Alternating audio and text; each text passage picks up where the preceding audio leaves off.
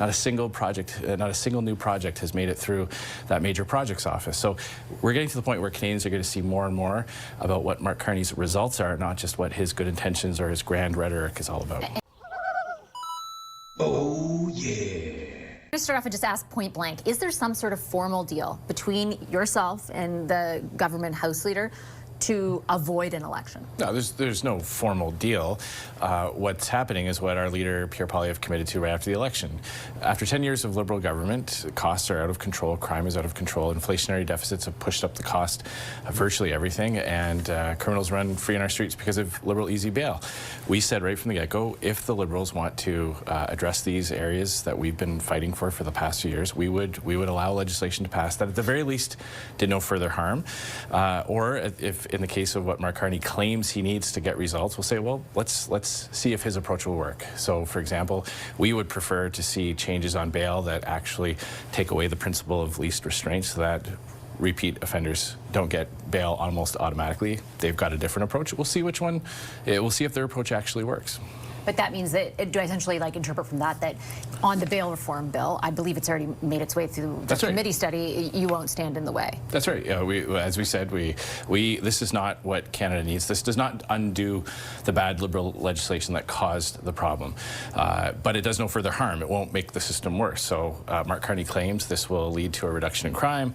Let's see what happens. So that's up, I believe, this Friday. We've made a commitment to allow that legislation to pass. We've had major concerns with the Budget Implementation Act. They wrote some powers in there that gave ministers the ability to completely ignore, bypass, circumvent laws and regulations.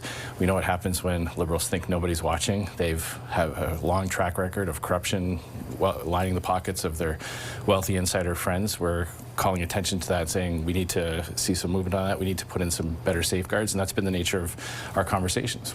So the way you describe it feels very different to me. Even if the government has now signaled a willingness, for example, to change the budget implementation bill, that stuff wasn't happening, and they would characterize your side as being obstructionist prior to Christmas as well. So what tangibly is leading to the change behind the scenes, and is it about avoiding an election? Well, what I would say is that our approach hasn't really changed. Back in the fall, we were willing to park our differences on, for example, C9, the religious censorship bill. It's very the committee's very divided on it. The Canadians are very divided on it. We're on the side of freedom of speech. We're on the side of religious institutions that see this as a massive overreach. But it's clear that we're not going to find agreement on that particular clause. So we said, let's park that, and let's pass the bail reform bill, the Liberal attempt. We tried 19 times to unblock the committee.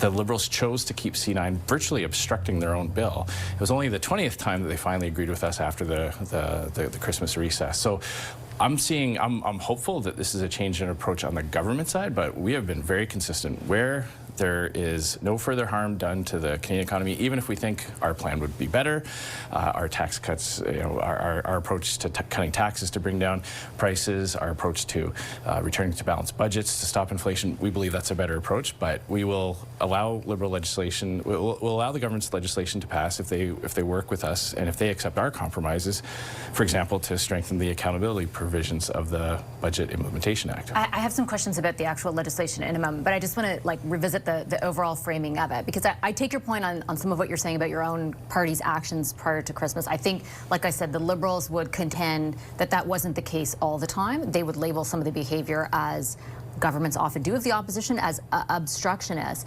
Is this, again, I'll ask, is this because you're, are you doing this now, in the way that you are now, described in the way you do now, because you think you might lose an election? Well, I believe you said it best. You said Liberals would characterize it that way, and they would, but that doesn't make it true.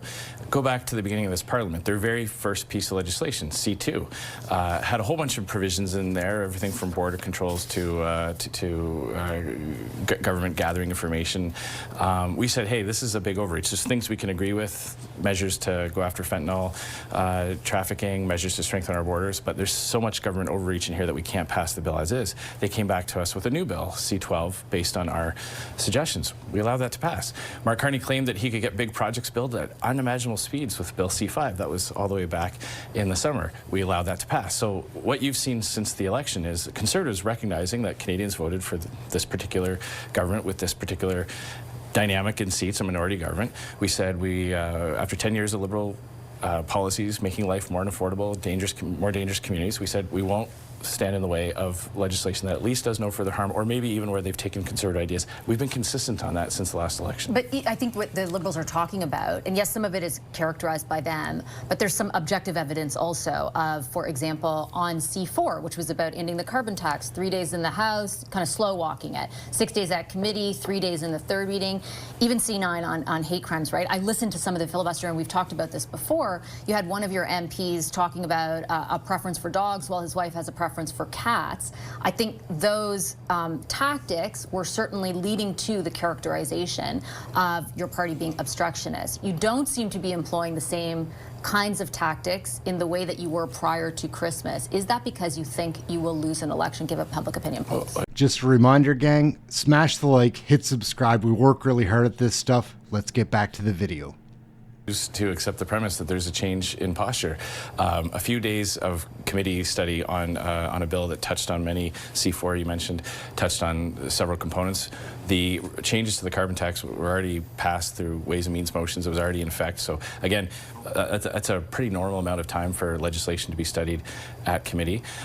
We passed bills like the free trade deal with the UK, some of those free trade deals that existed before Mark Carney even became Prime Minister. We've allowed those to pass. So I think if you go back to the last election, there are multiple examples regularly at various parts of the parliamentary session where legislation has been allowed to pass because, in our view, it either does no further harm, they've taken conservative ideas, or we say, well, this is Mark Carney's response. Let's see if it actually gets results. Because I think that's what Canadians really care about is, will their lives improve? Nothing that this government has done will actually lower prices. We don't believe the response to the bail crisis that they caused will fix the problem. But we will see if with these bills being allowed to pass, Canadians will be able to judge Mark Carney on his results, not just on his rhetoric. And I think you see that with C5. He promised that C5 would make, that he could move at unimaginable speeds. Where are we? Almost mid-February, not a single new project has made it through that major projects office. So we're getting to the point where Canadians are going to see more and more about what Mark Carney's results are, not just what his good intentions or his grand rhetoric is all about. And I do take your point on all of that. The one part of the question that you didn't answer, and I'll lay it out for you, is around, like, is your party just really hesitant to force an election because you think at this point you stand to lose it, given public opinion polling? Or is that part of the calculation, to be blunt? The entire calculation is, after 10 years of Liberal policies that have made life less affordable, driven up prices, made our communities less safe, it's time for action. It's time to get results. If this is what Mark Carney claims will solve the problems in terms of his weak approach to bail reform, GST tax credit top-ups that won't actually lower prices at the grocery store, but if that most Canadians don't qualify for. Why are you keeping them in power? No, it's not about that at all. It's about showing Canadians that this is the government that they voted for. Let's see if those results actually come to fruition. We believe our policies, as we were saying for 10 years, we've been proven right. We've been proven right that easy bail causes surges in crime. That was a Liberal choice. We were right that the carbon tax drove up prices without combating climate change. We were right about a whole host of issues, massive deficits causing inflation.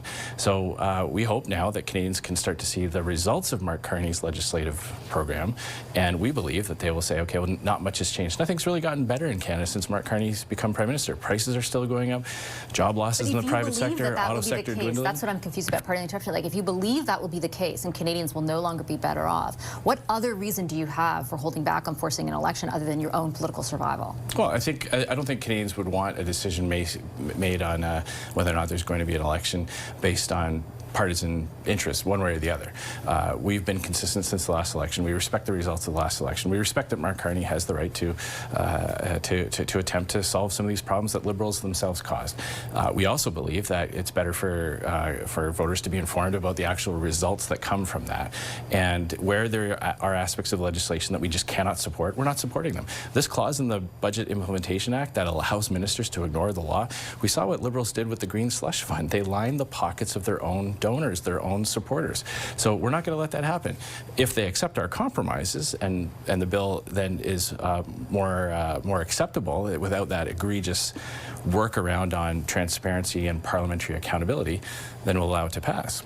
have they given you the impression, and I ask because prior to Christmas we asked them a lot of times, but I've asked Minister McKinnon himself, has he given you the impression that they are willing to compromise on that? I would say that the conversations I believe the conversations are being held in good faith. I see I find that the last few weeks of meetings that there's been some progress, and that we'll wait and see what actually happens in the end result. But I will say that it seems like the conversations are being held in good faith. Okay, people watching this show are not going to understand what's going on. Mr. Scheer, thanks for making the time tonight. Thank I you appreciate very it very much. Canadian federal politics are absurd. We're going to stick a fork in that video. It's over. My name's Aaron. This is Canadian Looney. Smash the like, hit subscribe. Please leave a comment below if you have something to share.